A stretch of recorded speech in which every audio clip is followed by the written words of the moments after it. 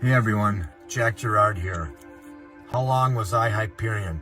I never really considered myself Hyperian. I had already been studying the material before Morgue came on the scene, so I have always considered myself an Illuminist since I discovered this material. My name is Innerstar. I was Hyperian for about 5 years. Hi, my name is Ren. I go by Starscore or Starscore0 online. How long was I Hyperian? I was Hyperian for a year and a half, maybe 2 years at the very most, around the 2017 to 2019, I can't really remember. What drew me to Hyperianism? The ACPI. They sanctioned Morgue to be their spokesperson in the public scene. That's why. It's the only reason why. I was first introduced to Morgue through the Freak Show TV series. I was very inspired by their stunts and their whole dark circus image, so I started looking more into them, and I found their original YouTube videos were a lot of stuff about personal development and leaving religion, how Christianity is child abuse and how to break out of that and become your own God. And these things really resonated with me, having been raised in a strict Christian household, and I was still pretty young, and I was still living with my mother who is Christian, and I was fully questioning everything and just starting to come into myself and learn to express myself, and I was getting up the courage to finally leave religion, and Morgue's work really helped me out with that. What drew me to Hyperianism was really the sense of community. Just really having a group of like-minded people with who I could talk, whether about the material or about anything else, really. What made me get involved? The ACPI's message of freeing humanity from the yoke of the old world order and Abrahamism. What's not to like about that? You talk about freeing humanity. Morgue's not doing that. I got involved in Hyperianism because I wanted to be part of a community of like-minded individuals who rejected religion and were working to build a better world, and I wanted to help spread this information and help enact change. I was also a huge fan of Morgue, and I wanted to get their attention, so I started heavily promoting Morgue and also creating a lot of my own Hyperian content. So what made me get involved?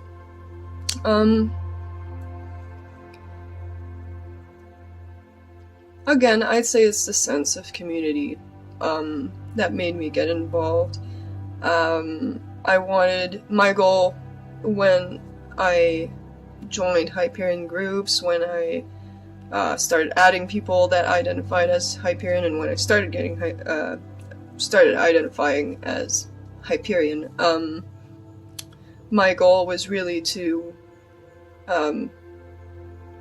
strengthen that sense of community, to just be a member, basically. Just be a member of the community. And yeah.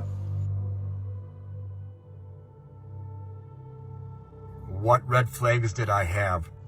Well, right from the very beginning, when Morgue came on the scene, even when he was sanctioned by the PI, I had two Illuminist friends that did not like the direction this was going. They did not like Morgue from the very beginning. So, right from the get-go, I've had a question mark hanging over my head in regards to Morgue. Mike Hockney is another red flag. Morgue would actively try to crush patrons on Patreon when anybody ever brought up Mike Hockney in the beginning. He was erasing messages, blocking patrons. He did not want people knowing about Mike Hockney. You talk about a red flag there. You read his books and then you block him? Susan, she's another one. I communicated with her one time. Where's the best place to communicate with Hyperians? She said go to YouTube. I wasn't really aware of Discord, okay? So she tells me to go to YouTube, and they're 1 million people, but she ignores Discord. She kept that from me, but she sure took my money. She didn't want me around. That's fine, because I don't want to be around you. Karen Shaw is another red flag. Years ago, Morgue blocked Karen Shaw from supporting him on Patreon, which is bullshit. Karen Shaw has always been a very strong advocate of the ACPI, all the way back to the God-Series book club, all the way back, years before Morgue. So I started to notice a lot of red flags. The first being that there was really not much movement in this movement. Morgue clearly didn't have a plan for enacting real change. Whenever someone would ask about the next steps, he would just be like, make sure you read my books, share my videos, like the video, donating helps a lot. But it was all about growing his channel, getting him more viewership and more money. And there was, he always emphasized that community was really important, but it didn't feel like there was much of a community with the live streams because it was just Morgue on the screen and all of us in the chat kind of competing for attention, and it was only those who super chatted that really got their questions answered. And then also during the lockdown, Morgue was getting a lot of requests for book recommendations, and instead of giving solid recommendations and letting people go sit with the material on our own, he decided to start the book reading live streams where he would read the book to us and give his own interpretation. These streams often contained very little of the actual book and just a lot of Morgue going off on tangents and making sure to tie everything into his system and emphasizing where authors are wrong. And there was no debates, there was never anybody else on the channel. It was all, I'm Morgue and I know the answer to existence, and here's where you're wrong and here's where you're wrong. What red flags did I notice, if any? I'd say the main red flag was just... Actually, I'd say there was two. The first red flag was how difficult it was to get into, like, the middle circle, like the inner circle and all these things. Like, it was really... Like, I never really personally got a chance, even though I read a lot of the material books. Like, I remember, can't remember exactly which group or which circle, but it was required to have read the books by Morgue. And I thought that was weird also, because the books by Morgue are 100% inspired by ontological maths and the God-Series and all its predecessors, really. So it was always weird to me how like, the source material was never really, having been to university and having to, like, always write down my sources when doing papers, it was kind of weird to me that sources were never mentioned. So that was a red flag. And yeah, I'd say the last red flag would be just Morgue being the face of a movement that was supposed to be promoting like individuality and what the individual can bring to the plate, can bring to the table. So yeah, it was weird to me that it was a singular person that was kind of celebrated versus kind of everyone. I mean, for sure, there's always going to be, like, leading figures within a movement, but it's just weird to me that it was one. And then finding out that the other leading faces, basically the mods, were not paid was probably the last thing that made me just go, yeah, that's just not right. How did I discover the source material in Mike Hockney? I was at work one day having a discussion with a co-worker, and he made the comment that the world is ruled by elite families. That intrigued me. I went home that evening, I googled elite families, and the first thing that came up were my two favorite words that I always fail to combine: Armageddon conspiracy. I knew before I even clicked on it that I had discovered something of great significance. You talk about being correct with my intuition. I was part of the Outer Circle Facebook group, and I saw posts about the God series and the Truth series here and there, but I never really took the time to look into them until later on when Morgue did a book reading live stream where he read a little bit of the PI's work and kind of talked about them. So after that stream, I started looking into the PI, and I found the AC website, and I read the God Game, and I started to realize that Morgue's work was just a dumbed down version of this work. And around the start of 2021, I began to feel like I had completely outgrown Morgue's channel. I had been watching almost every live stream twice a week for almost a year, and I rarely learned anything new. It was all just Morgue making the same points through different books and different trends, spending way too much time in the chat, often hours before he would even start the topic. He would demand a certain number of likes before starting the topic, and it all just felt really fake, and like he had become out of touch with the community and was really just trying to pander to new people. So I stopped watching Morgue's channel and started really studying the God series books and was working on my own self-actualization. At this point, I did still consider myself a Hyperian, and I was unfortunately still giving money to Morgue's Patreon and YouTube membership because he had really helped me, and I felt like he could still help new people come to find this information, and I thought that he had the support of the PI. How did I discover the source material written by Mike Hockney? I was actually one of the lucky ones. I discovered the God series by Mike Hockney back in 2013 or 2014. I can't quite remember. I was sent a message by someone called Jonathan Holm, whose account is now just gone. He sent me a message saying I should check out the Armageddon Conspiracy website and the God series books, and I did, and it was amazing.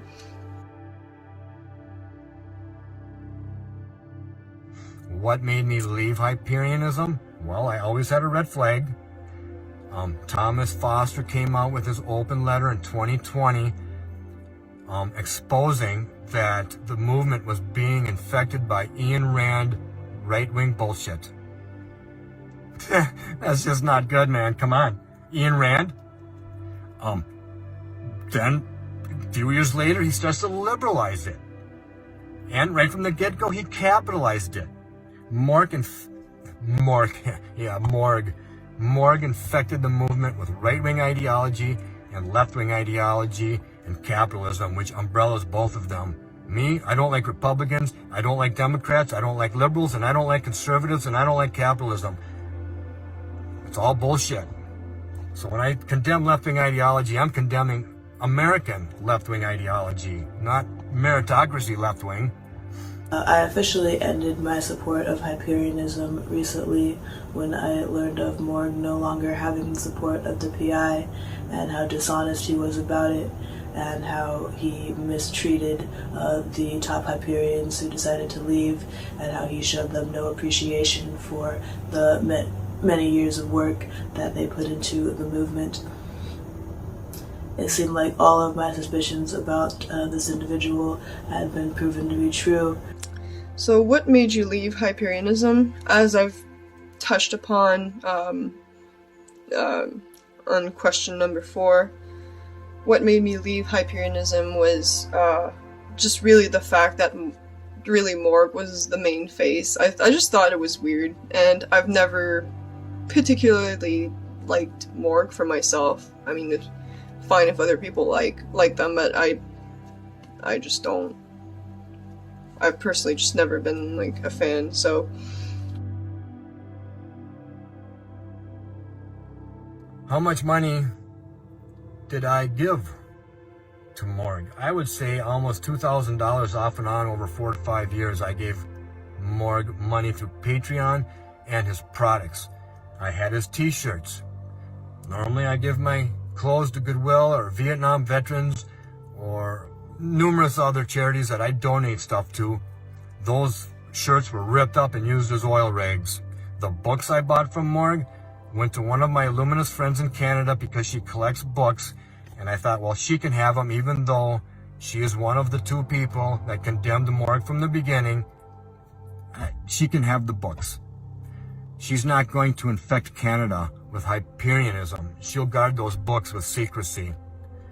So how much money did I spend on Hyperianism? Well, I first joined Patreon 3 years ago when Morgue first started it, and they made that very convincing video talking about if just half of his supporters gave just $1, that he'd be able to enact major world change right now.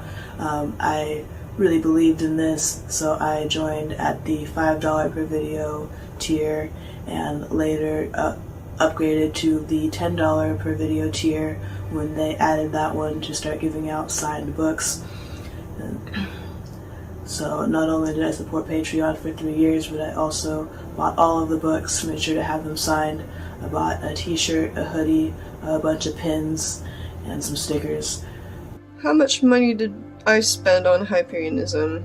I was subscribed to Faith Kills and Morgue's Patreons for a few months, so I don't know really how much money it would come to, but I have sent them money, and I stopped eventually because the way I see it is if we want to create change, we need to unify our actions, not our wallets. Especially not into one person's account, but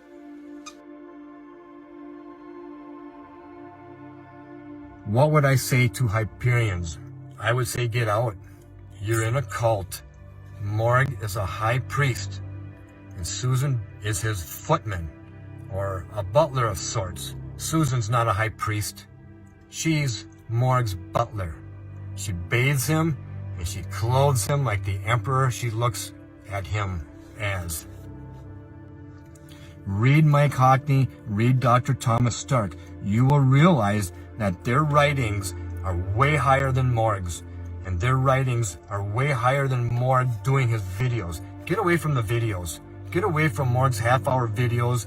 Get away from listening to him for 8 minutes say hellos and collect shit tons of money saying hello as the months and the years go by.